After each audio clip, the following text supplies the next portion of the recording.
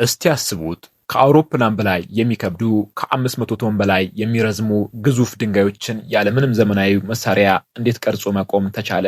የላሊበላ ድንቅ ውቅሮች በእርግጥ በሰዎችና በመላእክት እጅ በጋራ ነው የተሰሩት? ዛሬ በዓለም አቀፍ ዲፕሎማሲ በጥንታዊ ንግድና በዓለት ላይ በተቀረጸ ድንቅ ጥበብ ውስጥ አልፈን በጦርነትና በተፈጥሮ አደጋዎች ያልተበገረውን የኢትዮጵያን የስልጣኔ አሻራ ለመቃኘት ወደ ትግራይ ጥንታውያን አምባዎች እንጓዛለን።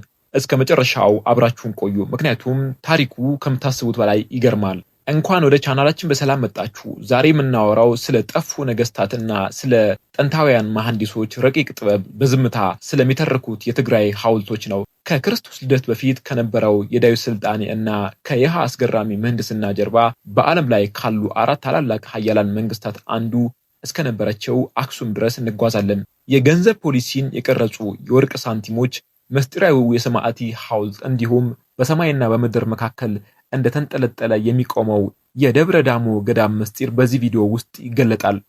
ሰላም ጤና ይስጥልኝ፣ እንኳን ወደዚህ ቪዲዮ በሰላም መጣችሁ። ለዚህ ቻናል አዲስ ከሆኑ የደወል ምልክቷን በመጫን ቤተሰብ ይሁኑን፣ ምክንያቱም በዚህ ቻናል ላይ አሁንም ነገም የምናቀርበው በእውነት ላይ የተመሰረቱ ድንቅ ትምህርታዊ ፕሮግራሞችን ነው።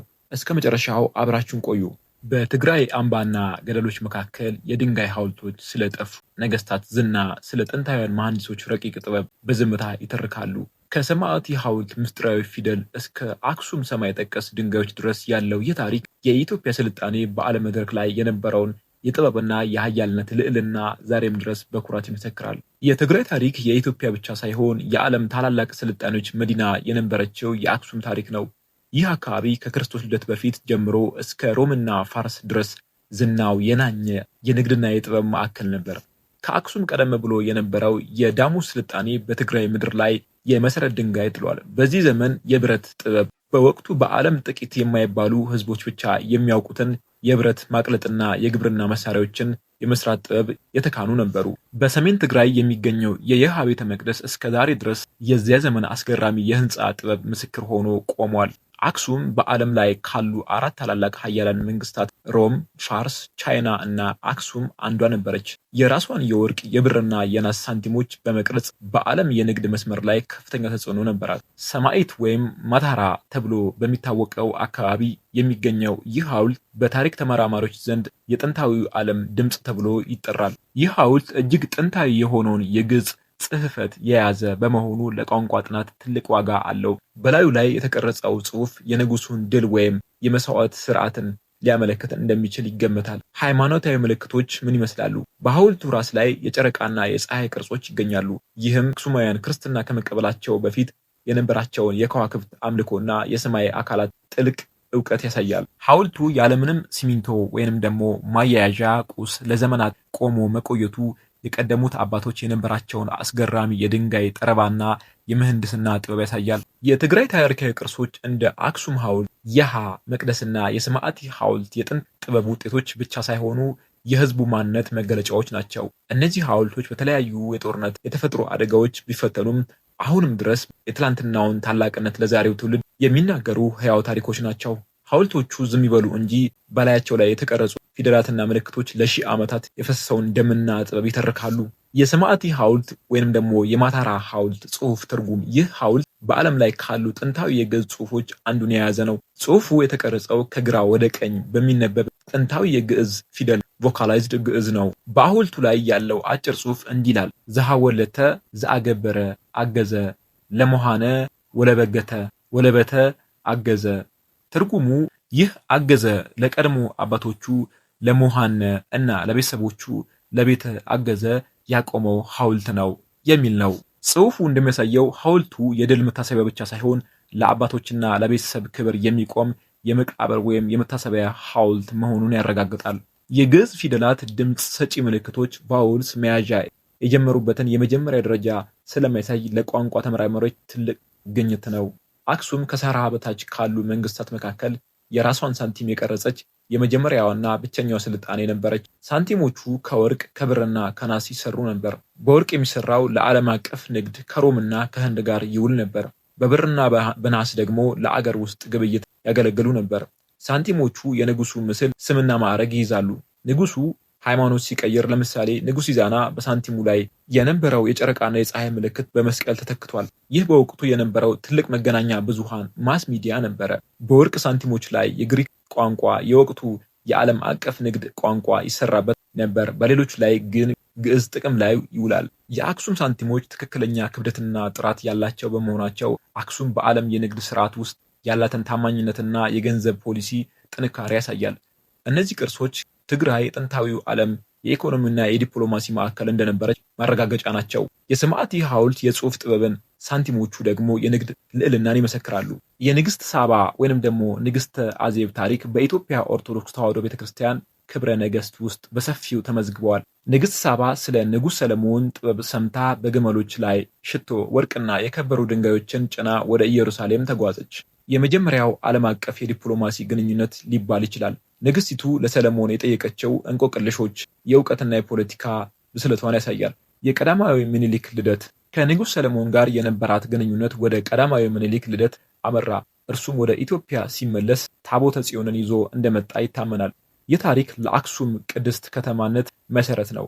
የአክሱም ውድቀት ከአንድ ጀንበር የመጣ ሳይሆን በርካታ ምክንያቶች የተከሰተ ድራማዊ ሂደት ነው። የንግድ መስመሮች መዘጋት፣ 7ኛው ክፍለ ዘመን የእስልምና መስፋፋት ተከትሎ አረቦች የቀይ ባህርን የንግድ መስመር ተቆጣጠሩ። አክሱም ከዓለም ጋር የምትገናኝበት የአዱሊስ ወደብ በመውደሙ ኢኮኖሚዋ ክፉኛ ተመታ። ይህም አክሱምን ከዓለም አቀፍ መድረክ አገለላት። ለዘመናት ለግንባታ ለነዳጅ የሚሆን ዛፍ በመቆረጡ እንዲሁም በከፍተኛ የግብርና ምርት ምክንያት የአፈሩ ለምነት ተሟጧል። ይህ ኢኮሎጂካል ውድቀት ህዝቡ ወደ ደቡብ ወደ ላስታ ወሎ እንዲሰደድ አደረገው። ይህ ታሪክ እጅግ ሴንሴሽናል ክፍል ነው። ዮዲት ወይንም ደግሞ ካሳቶ የተባለች ንግሥት በአክሱም ላይ በከፈተችው ጦርነት አብያተ ክርስቲያናትን አቃጥላለች፣ ሐውልቶችን ጥላለች ተብሎ ይታመናል። ይህ ክስተት የአክሱምን የክርስቲያን ነገሥታት አገዛዝ አቆመ። የአክሱም ውድቀት ለዘመናዊ ትውልድ ትልቅ ትምህርት ይሰጣል። አንደኛው የአንድ አገር ጥንካሬ በኢኮኖሚ ንግድ ላይ የተመሰረተ መሆኑን ሲሆን፣ ሁለተኛው ደግሞ የአካባቢ ጥበቃ ለስልጣኔ ቀጣይነት ያለው ፋይዳ ነው። አክሱም የወደቀችው በጦር መሳሪያ ብቻ ሳይሆን የዓለም ንግድ ካርታ ሲቀየርና ተፈጥሮን ፊቷን ስታዞርባት ነው። ዮዲት ጉዲት የጥፋት ንግሥት ወይስ የለውጥ አራማጅ? ዮዲት ጉዲት በአንዳንድ ታሪኮች ካሳቶ ወይንም ደግሞ እሳቶ ትባላለች። በ10ኛው ክፍለ ዘመን አካባቢ የተነሳች ኃያል ንግሥት ናት። ስለ ማንነቷ የተለያዩ የታሪክ ትርክቶች አሉ። ከነዚህም ውስጥ የአይሁድ እምነት ተከታይ ፈላሻ አንዳንድ ምንጮች ከሰሜን ጎንደር አካባቢ የተነሳችና የአይሁድ እምነትን ለማስፋት የአክሱምን ክርስቲያናዊ መንግስት የወጋች ናት ይላሉ። ሌሎች ደግሞ ከደቡብ ወይም ከምዕራብ የመጣች የሌላ ጎሳ መሪ አድርገው ያቀርቧታል። የበቀል እርምጃ በአፈ ታሪክ እንደሚነገረው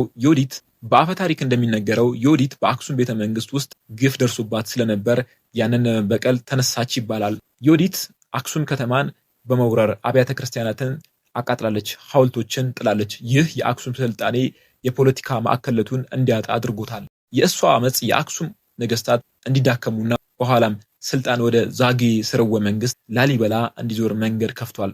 ጉዲት የሚለው ስም መጥፎ ወይም አጥፊ የሚል ትርጉም ሲሰጥ፣ ይህ የሚያሳየው በወቅቱ የነበሩ የታሪክ ጸሐፊዎች ለእሷ የነበራቸውን አሉታዊ አመለካከት ነው። ታቦተ ጽዮን የኢትዮጵያ የማንነት መሰረት ተደርጋ ትወሰዳለች። በአክሱም ጽዮን ማርያም ቤተክርስቲያን ውስጥ ትገኛለች የሚለው እምነት ጠንካራ የታሪክና የመንፈሳዊ መሰረት አለው። ቀዳማዊ ምኒልክ አባቱ ሰለሞን ለመጠየቅ ወደ ኢየሩሳሌም በሄደ ጊዜ ከእስራኤል በኩር ልጆች ጋር ታቦተ ጽዮንን ይዞ እንደመጣ በሰፊው ተመዝግቧል። የዓይን እማኞችና የታሪክ ጸሐፊዎች እንደሚሉት በ16ኛው ክፍለ ዘመን ኢትዮጵያን የጎበኘው ፖርቹጋላዊው ፍራንሲስኮ አልቫሬዝ በአክሱም ስላለው አስገራሚ ቤተክርስቲያንና ስላለው ክብር መዝግቧል። ታቦቱ በአሁኑ ጊዜ በተለየ ህንፃ ውስጥ በጥብቅ ጥበቃ ይገኛል። እጨጌ ተብሎ የሚጠራ አንድ መነኩሴ ብቻ ለህይወት ዘመኑ ታቦቱን እንዲጠብቅና እንዲያገለግል ይመደባል። ከእሱ ውጭ ማንም ሰው ንጉስም ቢሆን ታቦቱን ማየት አይፈቀድለትም። ታቦቱ በእርግጥ አለ ወይ የሚለው ጥያቄ ትልቅ ምስጢር ነው። ሆኖም ለኢትዮጵያውያን የታቦቱ መኖር በአይን ከማየት በላይ በልብ የሚታይ እውነት ነው። ታቦቱ በአክሱም መኖሩ ከተማዋን የዓለም መንፈሳዊ የቱሪስት መዳረሻ አድርጓታል። ዮዲት ጉዲት የአክሱምን ቁሳዊ ስልጣኔ ህንፃዎችና ሐውልቶች አዳክማ ሊሆን ይችላል። ታቦተ ጽዮን ግን የአክሱምን መንፈሳዊ ስልጣኔ እስከ ዛሬ ድረስ ጠብቆ ቆይቷል። የዛጌ ስርወ መንግስት ከአክሱም ውድቀት በኋላ ስልጣን የያዘና ማዕከሉን ወደ ላስታ ወይንም ደግሞ ሮሃ ያዞረ መንግስት ነው። የዛጌ ነገስታት የአክሱም ጦር አዛዦችና የክልሉ አስተዳዳሪዎች የነበሩ የአገው ልጆች ናቸው። የአክሱም ንጉስ በዮዲት ጉዲት እና በሌሎች ምክንያቶች ሲዳከም ስልጣኑን በሰላማዊ መንገድና በጋብቻ ወደ ላስታ ወሰዱት። ታቦተ ጽዮን የኢትዮጵያ የማንነት መሰረት ተደርጋ ትወሰዳለች። በአክሱም ጽዮን ማርያም ቤተክርስቲያን ውስጥ ትገኛለች የሚለው እምነት ጠንካራ የታሪክና የመንፈሳዊ መሰረት አለው። ቀዳማዊ ምኒልክ አባቱ ሰለሞን ለመጠየቅ ወደ ኢየሩሳሌም በሄደ ጊዜ ከእስራኤል በኩር ልጆች ጋር ታቦተ ጽዮንን ይዞ እንደመጣ በሰፊው ተመዝግቧል። የዓይን እማኞችና የታሪክ ጸሐፊዎች እንደሚሉት በ16ኛው ክፍለ ዘመን ኢትዮጵያን የጎበኘው ፖርቹጋላዊው ፍራንሲስኮ አልቫሬዝ በአክሱም ስላለው አስገራሚ ቤተክርስቲያንና ስላለው ክብር መዝግቧል። ታቦቱ በአሁኑ ጊዜ በተለየ ሕንፃ ውስጥ በጥብቅ ጥበቃ ይገኛል። እጨጌ ተብሎ የሚጠራ አንድ መነኩሴ ብቻ ለሕይወት ዘመኑ ታቦቱን እንዲጠብቅና እንዲያገለግል ይመደባል። ከእሱ ውጭ ማንም ሰው ንጉስም ቢሆን ታቦቱን ማየት አይፈቀድለትም። ታቦቱ በእርግጥ አለ ወይ የሚለው ጥያቄ ትልቅ ምስጢር ነው። ሆኖም ለኢትዮጵያውያን የታቦቱ መኖር በዓይን ከማየት በላይ በልብ የሚታይ እውነት ነው። ታቦቱ በአክሱም መኖሩ ከተማዋን የዓለም መንፈሳዊ የቱሪስት መዳረሻ አድርጓታል። ዮዲት ጉዲት የአክሱምን ቁሳዊ ስልጣኔ ህንፃዎችና ሐውልቶች አዳክማ ሊሆን ይችላል። ታቦተ ጽዮን ግን የአክሱምን መንፈሳዊ ስልጣኔ እስከ ዛሬ ድረስ ጠብቆ ቆይቷል። የዛጌ ስርወ መንግስት ከአክሱም ውድቀት በኋላ ስልጣን የያዘና ማዕከሉን ወደ ላስታ ወይንም ደግሞ ሮሃ ያዞረ መንግስት ነው። የዛጌ ነገስታት የአክሱም ጦር አዛዦችና የክልሉ አስተዳዳሪዎች የነበሩ የአገው ልጆች ናቸው። የአክሱም ንጉስ በዮዲት ጉዲት እና በሌሎች ምክንያቶች ሲዳከም ስልጣኑን በሰላማዊ መንገድና በጋብቻ ወደ ላስታ ወሰዱት። ንጉስ ላሊበላ ወደ ኢየሩሳሌም ተጉዞ እንደነበርና በዚያም በመንፈስ ተመርቶ ሁለተኛዋን ኢየሩሳሌም በኢትዮጵያ ለመገንባት መነሳቱ ይነገራል። የላሊበላ አብያተ ክርስቲያናት የተገነቡት ከላይ ወደ ታች ቶፕ ዳውን ከአንድ ወጥ ድንጋይ ተፈልፍለው ነው። ይህ በዓለም ላይ ተወዳዳሪ የሌለው ህንፃ ጥበብ ነው። የአክሱም ሐውልቶች እስከ 520 ቶን የሚመዝኑና እስከ 33 ሜትር የሚረዝሙ ነበሩ። እነዚህን ግዙፍ ድንጋዮች እንዴት ሰሯቸው? እንዴት ሳቆሟቸው? የሚለው ለዘመናት ጥያቄ ሆኖ ቆይቷል። ድንጋዮቹ የሚመጡት ከአክሱም ከተማ 4 ኪሎ ሜትር ርቀት ላይ ከሚገኘው ጎቦድራ ከተባለ ቦታ ነው። ጥንታውያን መሐንዲሶች በእርግጥ እንጨትና በብረት በመጠቀም ድንጋዩን በጥንቃቄ የመሰንጠቅ ጥበብ ነበራቸው። ይህን ያህል ክብደት ያለው ድንጋይ ለማጓጓዝ በመቶዎች የሚቆጠሩ ዝሆኖችንና በሺዎች የሚቆጠሩ ሰዎችን እንደተጠቀሙ ይገመታል። እንዲሁም ከእንጨት የተሰሩ ሮለሮችን ሳይጠቀሙ እንዳልቀረ ይታመናል። ሐውልቶቹን ለማቆም ጥልቅ ጉድጓድ ተቆፍሮ ድንጋዮቹን በገመድና በሰው ኃይል በመሳብ ከዚያም አፈርና ድንጋይ በመሙላት ቀስ በቀስ እንዲቆም ይደረጋል ተብሎ ይታሰባል። ሐውልቶቹ የፎቅ ቤቶችን ይመስላሉ። በርና መስኮት አላቸው። ይህ የሚያሳየው አክሱማውያን በወቅቱ የነበራቸውን የቅንጦት ኑሮና የስልጣኔ ደረጃ ነው። እነዚህ ታሪኮች ኢትዮጵያ ለዓለም ያበረከተችው ጥንታዊ የቴክኖሎጂ ውጤቶች ተብለው ሊቀርቡ ይችላሉ። በተለይም የላሊበላ አብያተ ክርስቲያናት የአክሱም ሐውልቶች ያለ ዘመናዊ መሳሪያ እንዴት ተሰሩ የሚለው ጥያቄ የጎብኚዎችንና የታሪክ ተመራማሪዎችን ቀልብ ይስባል። የዛጌ ነገስታት የፖለቲካ ስልጣን ቢኖራቸውም ህዝቡ ግን አሁንም የአክሱም ሰለሞናዊ ስርወ መንግስት ደጋፊ ስለነበር ላሊበላ ህዝቡን ለመማረክ እነዚህን መንፈሳዊ ድንቆች እንደሰራ ይነገራል። የአክሱም ግዙፍ ሐውልቶች በተለይም ሶስተኛውና ትልቁ ሐውልት ለምን ወደቀ የሚለው ጥያቄ ሶስት ዋና ዋና መላምቶች አሉት። የመጀመሪያው ትልቁ ሐውልት 33 ሜትር የሚረዝመው በሚቆምበት ጊዜ በራሱ ክብደት ምክንያት ተከስክሶ እንደወደቀ ይታመናል። መሬቱ የሐውልቱን 520 ቶን ክብደት መሸከም ስላልቻለ ሐውልቱ ገና ሳይቆም ተዘርሯል ይባላል። ቀደም ብለን እንደጠቀስነው ዮዲት የአክሱም ክርስትናና ስልጣኔ ለማጥፋት ስትነሳ ሐውልቶቹን የድሮ እምነትና የኃይል ምልክቶች ናቸው ብላ በማሰብ እንዲገረሰሱ አድርጋለች የሚል የታሪክ ትርክትም አለ። አንዳንዶች ደግሞ በወቅቱ በነበረ የመሬት መንቀጥቀጥ ሐውልቶቹ ሊወድቁ እንደሚችሉ ይገመታል። የላሊበላ ውቅር አብያተ ክርስቲያናት ስሞችና ትርጉም ንጉሥ ላሊበላ 11 አብያተ ክርስቲያናትን ሲያንጽ ስሞቹንና አቀማመጣቸውን በኢየሩሳሌም ካሉ ቅዱሳት መካናት ጋር አመሳስሎታል። ዋና ዋናዎቹ የሚከተሉት ናቸው።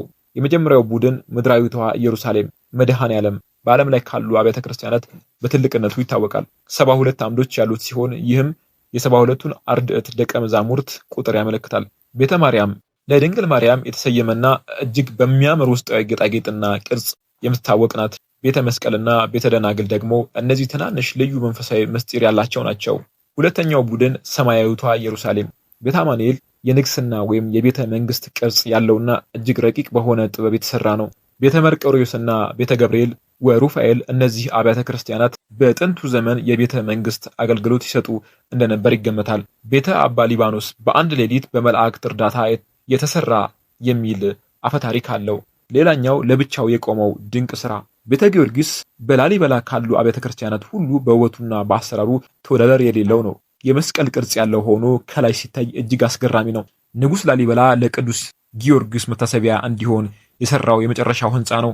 የአክሱም ሐውልቶች መውደቅ የአንድ ቁሳዊ ኃያልነት ማብቂያ ሲሆን፣ የላሊበላ አብያተ ክርስቲያናት መታነጽ ደግሞ የመንፈሳዊ ጥበብ መተኪያ ሆኖ ይታያል። ይህ ሽግግር ኢትዮጵያ ከድንጋይ ሐውልት አምላኪነት ወደ ድንጋይ ፈልፋይ አማኝነት መሸጋገሯን ያሳያል። የላሊበላ አብያተ ክርስቲያናት አሰራር ከሰው ልጅ አቅም በላይ መስሎ መታየቱ ለዘመናት በመላእክት እጅ የተሰሩ የሚለው ትርክት ሲነገር ቆይቷል። በአፈ ታሪኩ መሰረት በቀን ውስጥ የሰው ልጆች ድንጋዩን ይፈለፍላሉ፣ ሌሊት ደግሞ መላእክት ወርደው የሰዎቹን የሥራ ድርሻ በ3 እጥፍ ያከናውኑ ነበር። ይህ ትርክት ህንፃዎቹ በ24 ዓመታት ውስጥ እንዴት ተጠናቀቁ ለሚለው ጥያቄ የህዝቡ ምላሽ ነው። አንዳንድ የታሪክ ተመራማሪዎች እንደሚሉት በወቅቱ የነበሩ መሳሪያዎች፣ መጥረቢያዎችና መሮዎች እጅግ የላቁና በከፍተኛ ሙቀት የተበተኑ ነበሩ።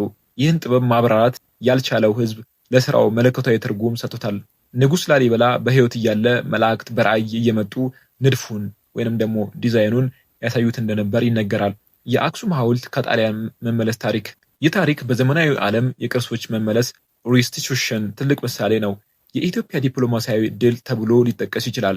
1937 ዓ.ም የፋሽስት ጣሊያን ጦር ኢትዮጵያን በወረረ ጊዜ በሙሶሎኒ ትዕዛዝ 160 ቶን የሚመዝነውን ሁለተኛውን የአክሱም ሐውልት በ3 ቦታ አስቆርጦ ወደ ሮም ወሰደው። በሮም ከተማም የታላቅነቱ ምልክት አድርጎ አቆመው። ምንም እንኳን በ1949 ዓ.ም ጣሊያን ቅርሱን ለመመለስ በተስማማም ሂደቱ ለበርካታ አስርተ ዓመታት ዘግይቶ ነበር።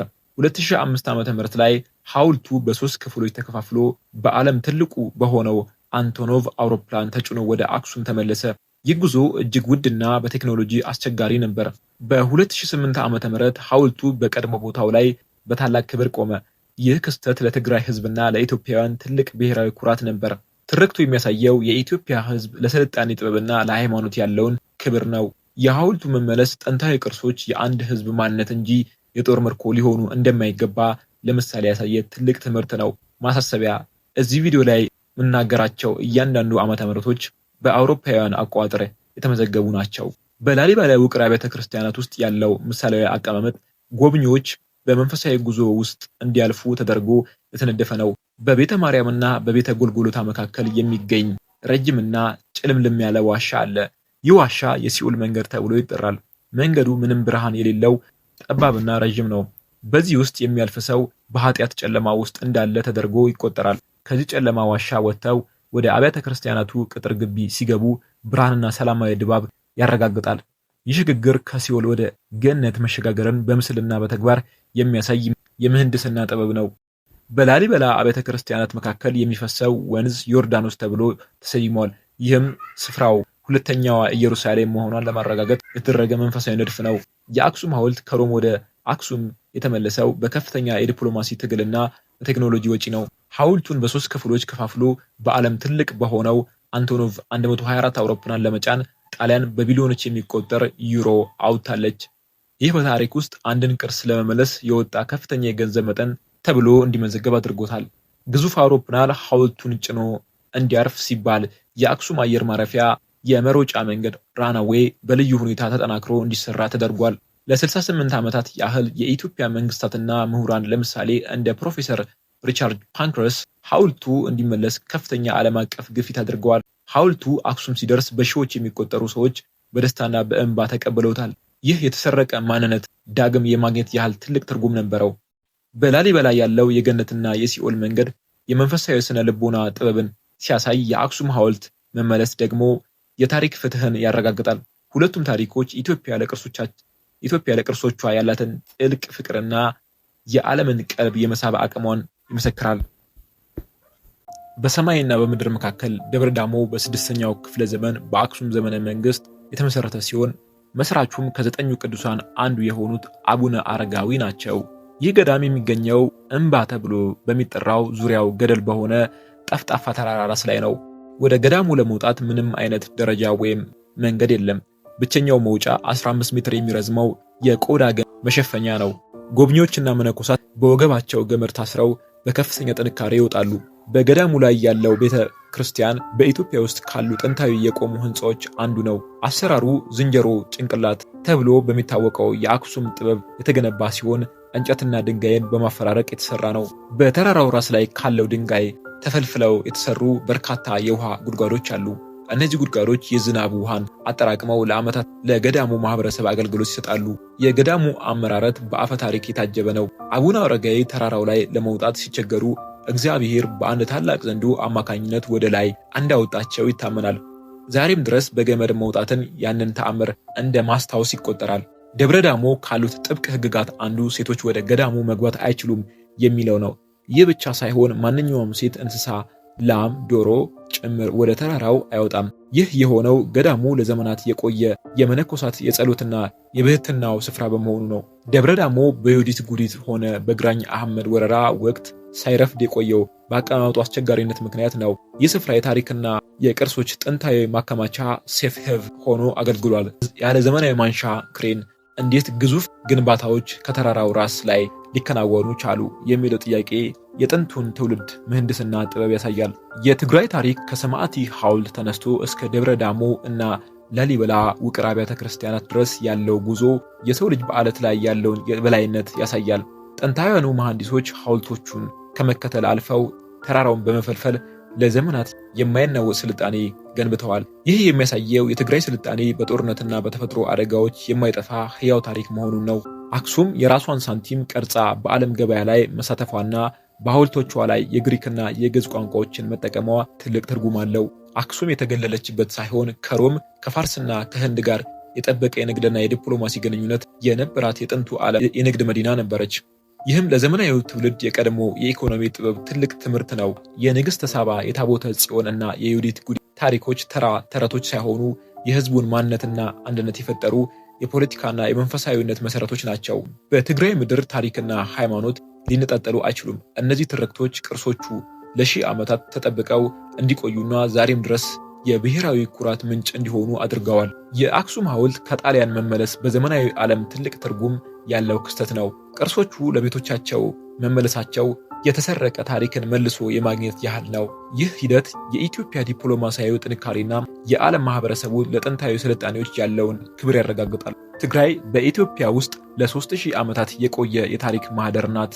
ከሰማዕቲ ሐውልት የከዋክብት አምልኮ እስከ ደብረ ዳሞ ሰማይ ጠቀስ ገዳማት ድረስ ያለው ጉዞ የሰው ልጅ በምድር ላይ ያለውን አስገራሚ ጥበብና የማይበገር ማንነት ይመሰክራል።